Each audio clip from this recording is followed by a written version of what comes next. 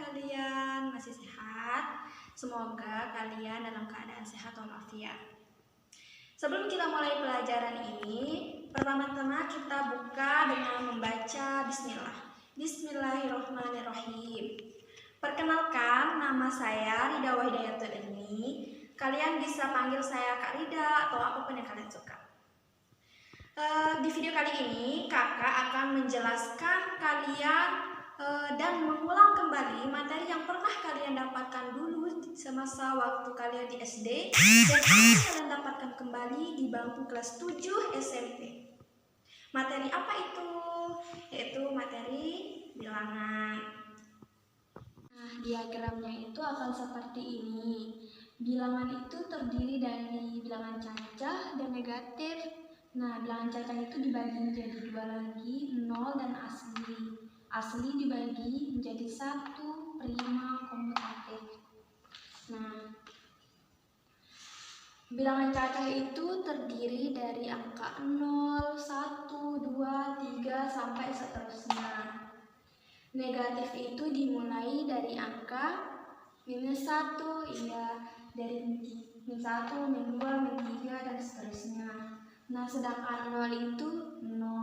Asli, karena 0 sudah 0, jadi asli itu dimulai dari angka 1, 2, 3, dan seterusnya. Sedangkan bilangan prima itu adalah bilangan yang hanya bisa dibagi oleh dirinya sendiri, yaitu 2, 3, 5, 7, dan seterusnya. Nah, bilangan komposit adalah bilangan yang lebih dari 1 dan bukan bilangan prima. Jadi 4, 6, 8, dan seterusnya. Jadi pengertian bilangan bulat itu adalah kumpulan bilangan-bilangan yang terdiri dari bilangan negatif, cacah, asli, positif, dan lain-lain. Nah, kita masuk ke sifat-sifat. Sifat yang pertama itu sifat komutatif. Dan ini itu berlaku untuk penjumlahan dan perkalian. Seperti A plus B sama dengan B plus A. Contohnya A plus B, B plus A itu seperti 2 ditambah 3 sama artinya dengan 3 ditambah 2. Ini sama-sama 2 tambah 3, 5. 3 tambah 2, 5. Berarti itu terbukti. Sedangkan yang perkalian, A dikali B sama dengan B dikali A. Contoh, 2 dikali 3 sama dengan 3 dikali 2. 2 kali 3, 6. 3 kali 2, 6. Berarti terbukti. Sifat yang kedua, asosiatif, yaitu A plus B plus C sama artinya dengan A plus B plus C. Contoh, A plus B plus C, 2 ditambah 3 ditambah 2 sama artinya dengan 2 ditambah 3 ditambah 2. 2 tambah 3 tambah 2, 2 tambah 3, 5, ditambah 2, 7. 2 ditambah 3 tambah 2, 5, 2 tambah 3, 7, jadinya terbukti. Untuk yang contoh, A kali B kali C sama dengan A kali B kali C. Sama juga artinya 2 dikali 3 ditambah 2 sama artinya dengan 2 dikali 2 dikali 3 dikali 2. 2 dikali 3, 6. 6 kali 2, 12. 2 dikali 3 kali 2, 6. 2 kali 6, 12 sama artinya. Berarti kedua sifat-sifat ini terbukti.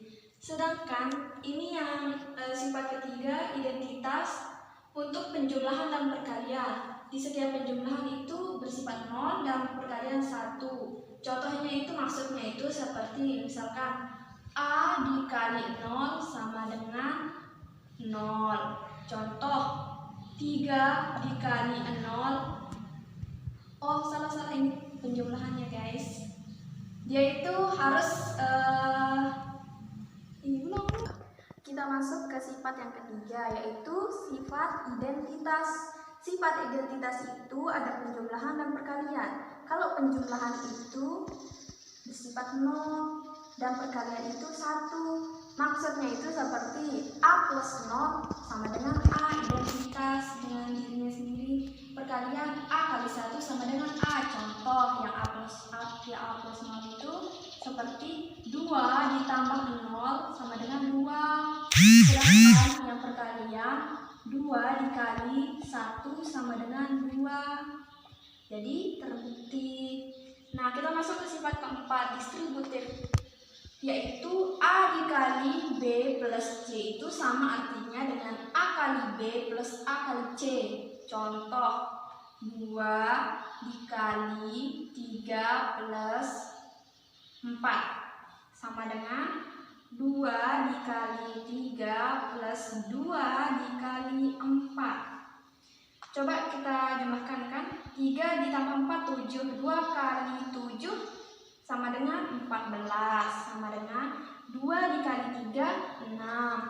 Ditambah 2 kali 4, 8. 6 ditambah 8, 14. Berarti terbukti. Adik-adik sekalian, sebelum kalian masuk ke tahap contoh, sebaiknya kalian itu harus tahu aturan-aturan mengerjakan operasi pencampuran pada bilangan bulat. Yang pertama, kerjakan yang di dalam kurung terlebih dahulu. Jadi kita itu harus mengerjakan yang di dalam kurung dulu, baru kita mengerjakan yang di luar kurungnya. Yang kedua, kerjakan perkalian dan pembagian dahulu sebelum penjumlahan dan pengurangan. Misalkan di dalam soal kalian itu ada pembagian, pengurangan, dan penjumlahan, tapi tidak ada dalam kurungnya. Berarti kalian itu pertama harus mengerjakan perkalian dan pembagian, baru kalian mengerjakan penjumlahan dan pengurangannya. Yang ketiga, perkalian dan pembagian setara, penjumlahan dan pengurangan setara, kerjakan dari sebelah kiri. Misalkan di dalam soal itu ada pembagian, pengurangan, perkalian, dan penjumlahan. Jadinya kalian itu mengerjakan yang pembagian dan perkalian dulu, baru kalian mengerjakannya mulai dari sebelah kiri. Kita masuk ke contoh. Contoh yang pertama, 3 dikali 4 dikurang 1. Jadi yang mana dulu kita kerjakan? Iya, betul. Di dalam kurung 4 dikurang 1 sama dengan 3. Jadi 3 dikali 3 sama dengan 9. Benar. Terus contoh kedua, 4 ditambah 12 dibagi 3 dikurang 8. Jadi yang mana kita kerjakan? Ya, kita ingat lagi di aturan yang ketiga, perkalian dan pembagian setara, penjumlahan dan pengurangan setara, kerjakan di sebelah kiri. Kita mengerjakan dulu yang ini, pembagian 12 bagi 3, 4. Ya, 4 ditambah 4 dikurang 8. Kemudian kita mengerjakannya dari sebelah kiri. 4 tambah 4, 8. 8 dikurang 8 sama dengan 0 ya. Nah, adik-adik sekalian, tadi sudah kita membahas contoh. Sekarang kakak mau menutup video ini dengan latihan. Kalian kerjakan di rumah ya. Ini sebagai latihan, kalian boleh berdiskusi dengan teman-teman kalian. Assalamualaikum warahmatullahi wabarakatuh. Sampai ketemu lagi.